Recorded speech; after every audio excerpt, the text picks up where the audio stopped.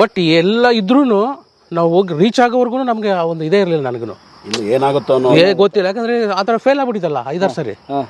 ನಿಜನಾ ನಾವು ಅಲ್ಲಿ ಹೋಗ್ತಾ ಇದ್ದೀವ, ಕೂತ್ಕೊಂಡು ಕಾರಲ್ಲಿ ಇನ್ನೆಲ್ಲ ಕರ್ಕೊಂಡು ಹೋಗ್ತಾ ಇದ್ದಾರಾ, ಈ ಒಂದು ಎಫೆಕ್ಟ್ ಇತ್ತು ಹೊರತು ಕಂಪ್ಲೀಟ್ಲಿ ಬಿಡುಗಡೆ ಅನ್ನೋ ಥರ ಇರಲಿಲ್ಲ.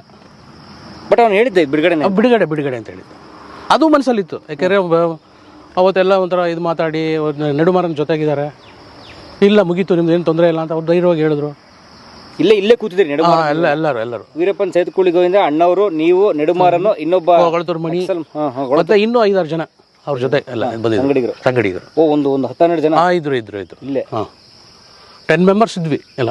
ಸೊ ನಿಮ್ಮನ್ನ ಬಿಟ್ಟು ಕಳಿಸಿ ವಾಪಸ್ ಹೋಗಿದ್ದೆ? ವಾಪಸ್ ರಿಟರ್ನ್ ಹಿಂಗೆ ಹೋಗ್ಬಿಟ್ರು 7 ಗಂಟೆಲಿ. 7 ಗಂಟೆ ರಾತ್ರಿ.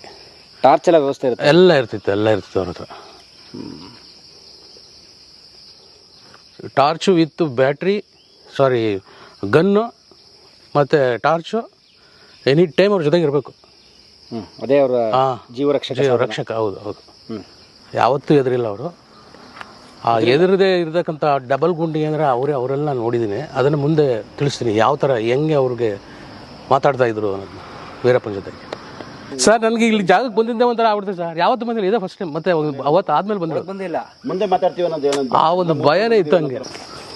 ಹಿಂಗೆ ಹೋಗ್ತಾನೆ ಇರೋದು. ಇದೆ ಸರ್. ಈಗ ನೀವೇ ವೀರಪ್ಪನ ನಿಮ್ಮಿಂದ ಹಿಂಗೆ ಹೋಗ್ತಾನೆ ಇರೋದು. ನೀವು ಅಷ್ಟು ದೂರ ಹೋಗ್ತಾ ಇರ್ತೀರಾ ಮುಂದೆ ವಾಂಗ ಅಂದ್ಬಿಟ್ಟು ಹಿಂಗೆ. ಅಲ್ಲ ನಿಮ್ಮ ಥರ ನೈಟು ಅವನು. ಬಟ್ ಅವನೇ ಮುಂದೆ ಯಾವಾಗ ಅಂತ ಪರ್ಸನಾಲಿಟಿ ಇಲ್ಲ. ಇಲ್ಲ ಅಯ್ಯೋ ಸೇಗ್ತಾರೆ ನೋಡಿ ಸರ್, ಸಣ್ಣಗಿರೋನು, ಭಾಳ ಸ್ಟ್ರಾಂಗು, ಭಾಳ. ಯಾವುದೂ ಇಲ್ವೇ ಇಲ್ಲ. ಮತ್ತೆ ಹೊಟ್ಟೆ ದಪ್ಪ ತುಂಬಿಕೊಂಡ್ರಲ್ಲ, ಏನದು? ಅದು ಬುಲೆಟ್ಸು. ಬುಲೆಟ್ಟು? ತುಂಬ ಸರ್. ಅದು ಒಂಥರ ಈ ಬಾಕ್ಸ್ ಥರ ಇತ್ತು. ಅದು ಇಷ್ಟು ಉದ್ದ. ಆ ಬುಲೆಟ್ಸ್ ಎಲ್ಲ ಜೋಡಿಸಿರೋರು. ಅದಕ್ಕೆ 2 ಸಾಕೆಟ್ ಹಿಂಗೆ ಹಾಕೊಬಿಡೋಣ ಒಳಗಡೆ ಜೇಬಿತ್ತು ಆ ಶರ್ಟ್ಗೆ. 2 ಒಳಗಡೆ ಫಿಕ್ಸ್ ಮಾಡ್ಕೊಂಡು ಬೇಕು ಅಂದ್ರೆ ಟಕ್ ಅಂತ ತೆಗೆಯೋದು. ಹೊಟ್ಟೆ ಇರಲಿಲ್ಲ ಅವನಿಗೆ. Full 6 pack. 6 ಪ್ಯಾಕೆ ಒಳ್ಳೆ ನಾರು ಥರ ಇರೋ ಮಾತ್ರ. ಟಕ್ ಅಂತ ಕಾಲ ಹಾಕೋನು. ಬಟ್ ಅವ್ನ ಕಾಡಿಗೆ ಇಂಚು ಗೊತ್ತು ಅವನಿಗೆ. ಒಂದೊಂದು ಇಂಚು ಗೊತ್ತು ಅವನಿಗೆ, ಒಂದೊಂದು ಪಾರ್ಟು ಗೊತ್ತು. ಎಲ್ಲಿ ಯಾವ ಮರ ಇದೆ ಅಂತಲೇ ಗೊತ್ತಿರುತ್ತೆ ಅವನಿಗೆ. ಯಾವ ಕಡೆ ಹೋದರೆ ಯಾವ ನೀರು ಸಿಗುತ್ತೆ, ಇಲ್ಲಿ ಇಂಥದ್ದು ದೊಡ್ಡ ಮರ ಇದೆ ಅಲ್ಲಿ ಅಷ್ಟು ಪಕ್ಕ ಗೊತ್ತು ಅವನಿಗೆ. ಆ ಥರ ಒಬ್ಬ ನ್ಯಾಚುರಲ್ ಪರ್ಸನ್ ಅವನು. ಅಯ್ಯೋ.